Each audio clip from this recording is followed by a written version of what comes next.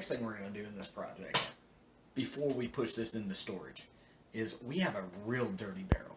I mean, it has been handled by our bare hands. It has been subjected to the elements and the humidity in South Alabama, and what we need to do now is we need to remove the trace amounts of rust that are beginning to develop on the bare metal of the barrel.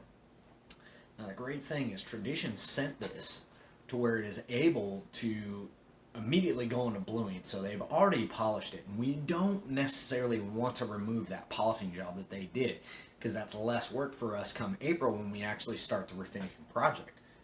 But I don't want this thing to get pitted and rusted in between now and then. It is obviously on its way to becoming rusted very fast and fully oxidized, which we want to prevent that. So we're going to take some steel wool, and we're going to take some Mobil 1 full synthetic, or any type of mobile motor oil, gun oil, whatever you want, and we are going to polish the rust off this barrel. And also what we're going to do is we're going to take some rust paper, vapor wrapper. So you can see there's the manufacturer right there. This stuff is amazing. This stuff will prevent rust on literally any piece of metal you throw at it or wrap into it. So we will wrap this stuff around after we have the barrel clean and free of any type of oxidation.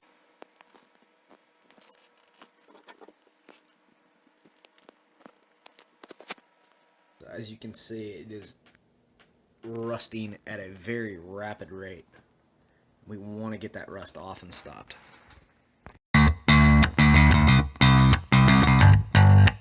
The thing you need to do is wear gloves when you do this. The oil on your hands contains salt, and salt is an oxidizer of bare metal and even most metals with the finish on them.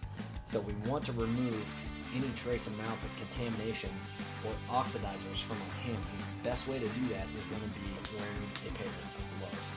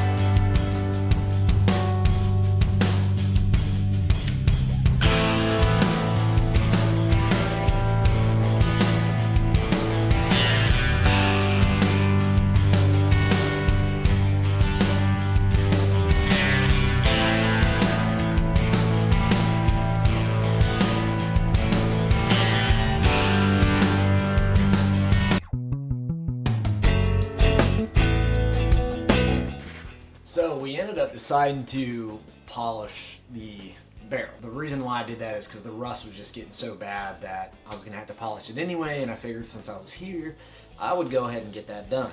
Which, polishing, I'm nowhere near finished. I started with 3,000 grit, slowly worked my way down to 1,000 grit to where I got the right cut that I was looking for. Ultimately, I'm going to finish with 3,000 grit sandpaper. But, so you can see it, That's what it should look like when it's done. There should be no rust on it. I mean, that's just with 1,000 grit. Now I'm going to have this like glass up to 3,000 grit. That's why, you know, the school wants us to do this browning project. I'm really wanting to go the route of slow rust bluing and let it go for about a good 12 days slow rust bluing and see the results I get there. But with 1,000 grit sandpaper, now I use silicon carbide sandpaper. I don't use that aluminum oxide crap. Silicon carbide will cut a lot faster than aluminum oxide, and you get that desired effect.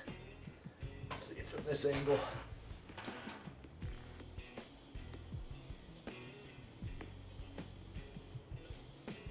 You notice I have my honing stone, and that was for a good reason too. There were some very aggressive cut marks where I had sanded the barrel a little bit, so that honing stone was used to pull those sander disc marks up. But ultimately, that's what you should look like. Now, once we have this from here, all we're gonna do is take our squirt bottle, put a little oil on our hands, and just rub your barrel down. And like I said, I'm using Mobil 1 Full Synthetic. It's about the cheapest gun oil you can buy out there for the money. And it stands up really well. Heck, if it'll stand 10,000, 15,000 miles in your car, it'll do really good on your gun. Do not use WD-40. I know a lot of people out there love using WD-40 and think it's a lubricant. It is not a lubricant. WD-40 is a water displacer. And to displace water means there's water on the gun. And the problem with WD-40 is once it's done displacing water, it turns into ridiculous gunk, and you're going to have a hell of a time trying to get it off later down the road. So I just like to rub this out with regular old motor oil. Yeah, heck, you don't even have to use Mobil 1, but I just had extra on hand. That's what I run in the car. So, all right, now that we got it all rubbed down, you should have. It still should be shiny. And now you can see that. You can see the oil on there. I mean, that's what we're looking for. I wouldn't be too concerned with the bore at this point because this is a smoke pole and you're not going to get any kind of accuracy out of a smoke pole anyways. But if you want, you can swab your bore with oil. I just would be a little cautious on that because you're going to end up boiling it all out anyways. Now, the funnest part is getting all this frickin' oil off your hands. I like to take some rust paper right here. Now you'll notice a lot of rust papers, it's going to tell you which side is treated. Other side treated. So the writing side is not treated. Now if you don't have the same rust paper I do, you might want to check your manufacturer brand, but it's typically all about the same stuff. And let's see if I can get it. I like to put it in here, so we're going to need a little extra longer piece.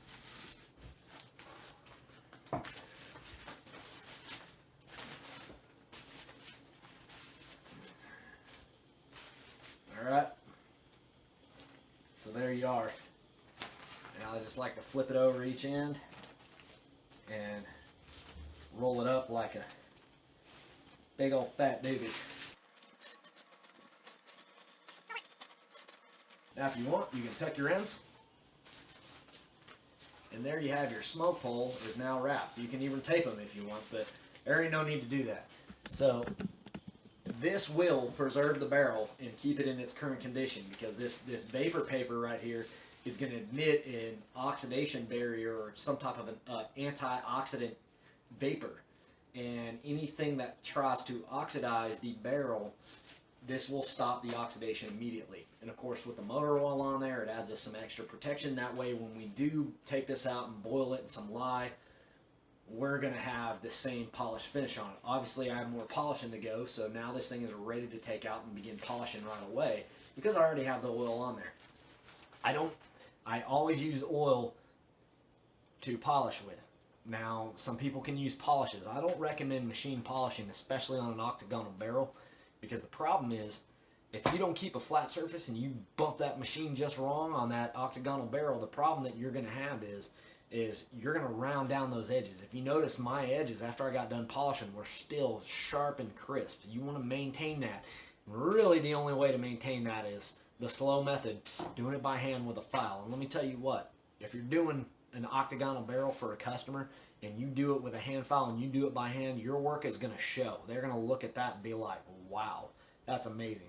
Now, I'm not saying that you can't get on there with some buffing compound and really buff that finish out to where you get a nice glass look on the metal the entire way, no matter what angle you're at. Yes, you can do that, but honestly, taking it one direction as your final polishing stroke is the best way to go. And then flip it and go to the next grit and go the other direction. And work your way that way up to 2,000 grit or 3,000 grit. Now, honestly, what you saw me do here today was just a quick and easy method to get this preserved. But unfortunately, the 4-aught steel wool was not aggressive enough to remove the rust that had been starting to show on the barrel, and there were still rust stains there. If you see stains and you remove the red part and you still see a rust stain, it's going to come back and rust. So get those off, polish it if you have to. Anyways, that is the polishing tutorial I just wanted to show everybody and how to preserve your barrel. This is going to be the best way to do it, because I'm telling you what, in this stuff, it will not rust. But I don't think it'll rust by April. In April, we're going to take it out of this paper and we're going to see if it's going to rust. So make sure you hit that subscribe button right there, and that way we can see together what actually does occur inside this paper in April. Who knows? It might rust. This paper might be old. I guess you'll just have to pay attention, subscribe, and stay tuned to find out.